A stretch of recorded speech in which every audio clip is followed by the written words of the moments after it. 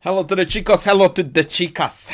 Welcome back to Know Thy Classics. But before I get into today's topic, I would like to mention something. My latest video, the last one about pattern recognition, received again a bit of a positive feedback across the chess community, and I'm very excited to hear that. And actually, there was a very interesting story that I would like to tell you, just to blow my own trumpet a little bit. I very rarely get to do that in relation to my YouTube activities, and that is that I tuned into a certain Grandmaster stream yesterday, or the day before, I can't remember. And we had a bit of a chat, and this Grandmaster is actually 2600 plus FIDE, so we're talking about someone formidable. And he told me that, oh, you dude, I watched your most recent video on YouTube, it's bloody good. And I'm like, what? Like 26 plus GM watches my YouTube video?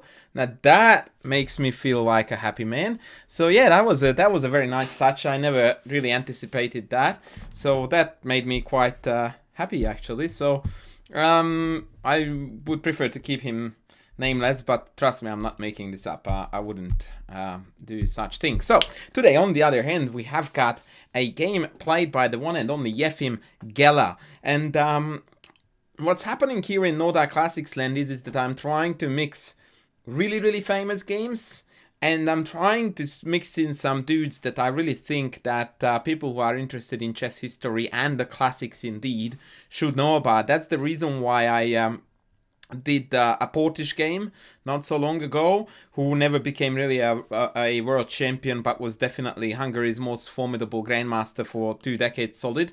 And Geller is another dude who never became a world champion, but boy, of all people who never became world champions, he would definitely be top 10 in the world without any doubt. As a matter of fact, he was top 10 in the world for a quite long period of time. But Geller has a statistics that I really want to tell you, just so that you can sort of have an idea about where he sits in the food chain. Geller played in his life 10 world champions. That's an amazingly large number. Out of the 10, he beat 8. He has got, or he rather had, a positive score against 4 world champions: Botvinnik, Smyslov, Petrosyan, and Fischer. Yeah, you heard that right. He had a positive score against Fischer. And it's not like because he started playing Bobby when he was 10. He actually played the top form Bobby in the vast majority of cases when they played. And here comes the most amazing statistics that makes Geller absolutely amazing. His overall score against the 10 world champions that he ever came across in his life is actually positive. Take that. Plays 10 world champs, so that means, I don't know, at least about, I do remember the numbers, it's something like plus 36, minus 33, so, and a fair few draws, so I'm guessing about 100 games. So imagine that you play 100 games against world champions and you manage to be scoring a positive score. Like, hello, how good is the dude? Anyway, Geller Anikajev. This game is a very cool one, and it sort of set the tone for what was to be expected on the black side of the Scheveningen if one played just a tad too inaccurately and just a tad too passively. This game was played in 1979, so by now opening theory is on that verge of becoming a really heavy focus of preparation, and not much later, only 6 years later, this very Scheveningen line is already played between Karpov and Kasparov, and Kasparov analyzes it to death to actually be sure that he's doing well. But this 6 years was a really noticeable gap there when games like these were played that made players realize that the Sicilian was a tremendously fun opening to play for either side, but it required really thorough opening knowledge. So with that in mind, it's interesting to note, for example, here that with our knowledge today about the Bishop E2 Scheveningen, which by the way is very thoroughly discussed in one of the books that I recommend in my book videos, Jansa's Dynamic Chess Strategy. It has a marvelous article in that book about the bishop e2 Scheveningen, which I would recommend anyone to play against the Scheveningen at least once in their life, because it can lead to so many super exciting positions. It's really fun. Anyway, so bishop d7 was played, and then Geller reacted with bishop f3, which nowadays we already know that is inaccurate, because bishop d7 is played with the idea of taking on d4 and then playing bishop c6. So this is an ideal piece placement for black. With bishop on the long diagonal, the knight can jump back if it gets kicked, and just by trading one pair of pieces, black sort of feels a touch more comfortable with marginally less space. So this is known to be a very, very commonplace operation nowadays, and that is the reason why the main line here is actually knight b3 to dodge this trade. And then after b6, which is to stop a5, white usually plays bishop f3, queen c7. In fact, these two moves usually are already in. And then g4, and the bishop gets rerouted to the long diagonal, and white usually begins an attack on the queen side. And this is exactly the Karpov-Kasparov games that I was talking about earlier. But here Anikajev actually also makes a funny mistake, or inaccuracy, because instead of taking on d4, he plays knight a5, which is still fine. The idea is to come to c4, which, if it worked, it would be supremely annoying. But there's one problem with the bishop on d7 in this setup, and that is that anytime g4 hits, this knight does not have a good square to escape. And now bishop c6 looks extremely odd because it can be captured, but also it traps the knight. So now there is a traffic jam among the black pieces, and there is no good remedy to resolve it. So now that knight on f6 is going to be a problem piece. Knight c4 was the correct move, by the way. Rook f c8 is a terrible mistake. And after g5, knight e8, unfortunately for white, he has to drop the bishop back to c1. Which is the whole point of this operation, by the way, by black. But now it looks like white is going to play b3 and then reroute the bishop to b2 and still has the still would have the upper hand. But definitely this is what black should have done. Rook fc8 is extremely ambitious, and it actually abandons the king side in a way that I'm pretty sure Anikajev thought was fine, because he would be able to strengthen the defense. But as you will see, the opposite is the truth. g5, knight e8, and f5. This is absolutely stock standard operation nowadays against the Sicilian. Well, especially when there is no knight here or here that could jump onto e5, providing at least some kind of security to the king side. Now it's all over Red Rover. This attack is going to break through no matter what. So it's actually quite noteworthy how beautifully Geller mops up. Knight c4, and here comes a tremendous mistake, actually, just to show that even the greatest had their challenges back in the day. The very simplistic fe bishop g4 simply just wins on the spot. e6 is indefensible, and the position just falls apart instantly. Instead, Geller also played something quite attractive, bishop h5, trying to provoke the g6 weakening move. So the idea here is that if I go astray with knight b2, then check takes and double checkerino, baby. And when the king goes back, I have got knight d5, I've got queen f3 with back mate ideas. It's just fireworks of the finest caliber. So yeah, g6 had to be played, and now he took on g6. Another interesting move that I shall talk about for a sec. Taking on e6 would have allowed bishop takes, curiously, and this would have been fine for black, because after the trade and bishop pulls back to g4, now we can use this knight on g7 to defend back. So he takes g6, and here I was like, I wonder why my dude did not take back like this. And here comes a fascinating variation. Queen f2, knight e5, knight f3, trying to trade the knights off so that f7 is gone. Knight c4, back knight h4.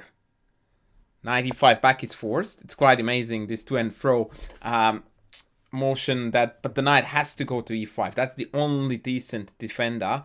But now it all falls apart after bishop takes, pawn takes, and knight takes g6. A marvelous sacrifice with the idea that if they take, we have got check, king here, king, sorry, queen takes. And now we have got rook f7 with mate on h7, and we also have rook f3 with mate here.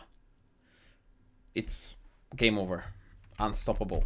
So that was quite interesting. Now instead Anikajev took back with the f, allowing queen f2. And even here after knight g7, according to the engine, black would have had a worse but probably playable position. I will show you what. Knight g7 check, this is what the engine is advocating. And here, amazingly, queen d8 is the move, disallowing all kinds of filthies with rook f7. And after the queen trade, 2 white pieces are hanging. Pretty cool stuff. Actually, we need to respect the defensive resources as well. Instead, knight e5 was played, and now it's just carnage. And for what's happening in the remainder of the game, this is the reason why it has become one of the greatest classics. Knight f3, again eliminating the best black piece. Knight g7. I would like to draw your attention to this operation, by the way, a very common strategic / tactical phenomenon, that when your opponent has one very good defender, by eliminating / trading / whatever you are doing to that piece, is going to very likely enhance your attack immensely. Look at this. Knight g7, knight takes e5, and now taking back is already terminal because of the check, and again the pieces are penetrating on the 7th with elementary power. So rook f8 was forced, knight f7, knight took on h5, and what is to come now has made, as I said, this game so remarkably famous for such a beautiful reason. Geller pulled off the magnificent boomshki baby, knight d5. Now that is a sexy move without a shadow of a doubt. It had to be accepted. Queen is on, the bishop is on, everybody is on. And now comes the fine finish, knight h6, king g7, and queen f7. Take my queen, baby. Take it. Remember the good old motto of chess coach András: if you are not sacrificing your queen, you're probably not playing chess. There you go, bang, bang, bang. And the icing on the cake is this check. And if you thought that, but hang on, they have bishop f6, don't they? Yes, they do. But we take with the rook. And that, ladies and gentlemen, is what a beautiful classic looks like, that everyone should remember. Now, of course, after knight takes f6, it's simply mate. Whereas after knight g7, which was the text, by the way, the very simple rook f7 is just going to mop up. There is nothing left in this position. After rook g8, it's actually a forced mate with take, take, check, and mate on g8. An absolutely breathtaking, amazing finish by Geller. The whole tactic starting with knight d5 is just so beautiful. Takes knight h6 and the queen Saccarino. By far the best move too, by the way, because if we play bishop d4 check here first, then after bishop f6, although we are totally winning, but this is not mate yet. So here we still have work to do, because after check g5, it's not over yet. So actually the queen sack is not only a spectacular move, excuse me, but by far the best too. Really cool stuff. Take, take, king back, bishop check, and the rook takes is the icing on the cake. A truly amazing game. And obviously it has left its mark on what was to come in the next couple of decades in regards to the Sicilian, how to attack, what are the respective attacking and defensive plans. And in fact, one of the greatest attacks from the 20th century that was played again White Shirov, Black Judit Polgar, God, speaking is hard, followed this path, exact same variation, except Judit, he preferred to play this early queen c7 line. g4 was played, rook e8 was played, g5 was played, f5 was played, bishop f8 was played, and he Shirov pulled the trigger on a marvelous combination, takes, takes, and bishop h5. Now, I don't know if Shirov got the inspiration for this bishop h5 move, which, by the way, is somewhat typical in the bishop e2 chevening and in certain attacking ideas. But, as you know, I always like to make these connections because that's one of the core ideas of knowing your classics, is that you make some connections that, yeah, I have seen it in that game, and so I'm going to do it now. And I believe that this example is definitely not a far-fetched one. And Shirov went on to win in a very impressive style. So yeah, that was the very famous Geller Anikajev for you. I recommend you to play through again in case you want to figure out the exact tactical mechanisms, but overall I think it's just a fantastic game, and I think it's going to be a pride of the No Die Classic series. On that note, I am going to call it a day now. Thanks for tuning in. I will be back with more soon. Thanks for watching. Bye.